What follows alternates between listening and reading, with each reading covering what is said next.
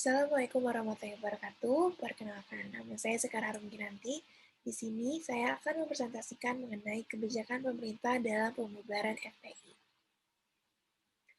Diawali dengan sejarah FPI, FPI dideklarasikan pada 17 Agustus 1998 oleh sejumlah habib, ulama, mubalik, aktivis muslim, dan disaksikan ratusan santri yang berasal dari daerah Jabodetabek. Organisasi ini dibentuk dengan tujuan menjadi wadah kerjasama antara ulama dan umat dalam menegakkan amar ma'ruf dan nahi munkar di setiap aspek kehidupan. Berikutnya, kontroversi sepak terjang FPI sebagai sebuah ormas. Kontroversi pada tahun 2003. Kasus ini bermula ketika sweeping FPI di tempat hiburan malam. Habib Rizik menuding ada pejabat yang melindungi para pengusaha tempat hiburan malam itu. Berikutnya, FPI bersengketa dengan Presiden Abdurrahman Wahid atau Gus Dur pada tahun 2005. Gus Dur ketika itu menjadi pembela Ahmadiyah yang jadi bulan-bulanan FPI. Berikutnya, FPI bentrok dengan aliansi AKKBB pada 1 Juni 2008. Habib Rizik kembali menjadi tersangka. Berikutnya, FPI bersengketa sengit dengan Basuki Cahayapurnama atau Ahok. FPI bersengketa sengit dengan Basuki Cahayapurnama atau Ahok yang saat itu menjadi Gubernur DKI Jakarta pada 2014. Berikutnya, FPI juga menjadi salah satu organisasi penggerak dalam aksi 4 November 2016. Aksi itu menuntut Gubernur DKI Jakarta nonaktif atau Ahok yang telah ditetapkan sebagai tersangka dalam kasus dugaan penistaan agama.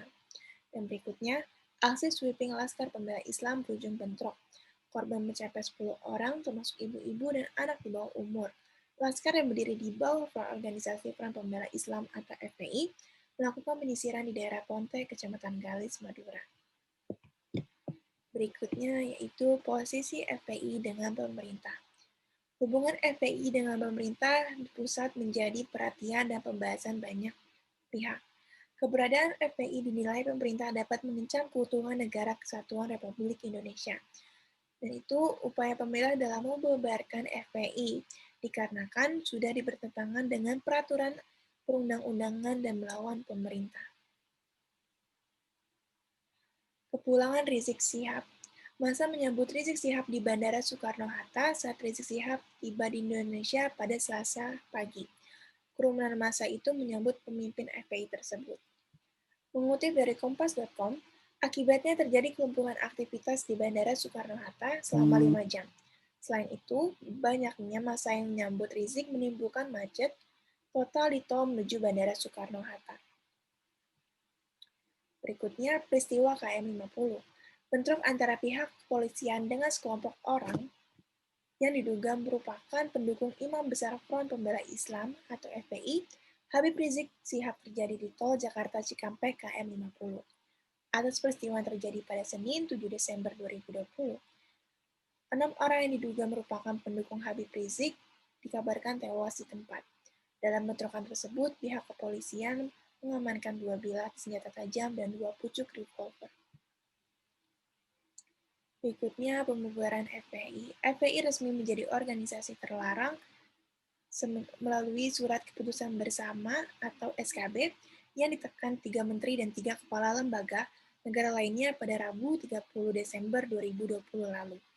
Saat itu juga FPI resmi dibubarkan saat personel kepolisian diterjunkan ke markas besar FPI di Petamburan, Jakarta Pusat untuk menurunkan seluruh atribut yang terpasang di tempat itu.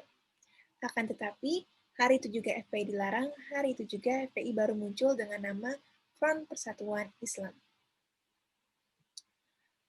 Pro kontra terkait pembubaran FPI. Terdapat beragam respon mengenai pembubaran FPI. Ada yang pro dengan keputusan itu dan berbahagia, dan juga ada yang kontra, yaitu seperti beberapa tokoh masyarakat menyatakan bahwa hal tersebut dapat memundur demokrasi.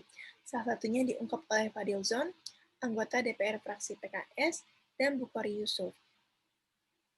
Pembubaran Front Pembela Islam ini oleh pemerintah sebagai langkah mundur dalam demokrasi dan dapat mencederai reformasi.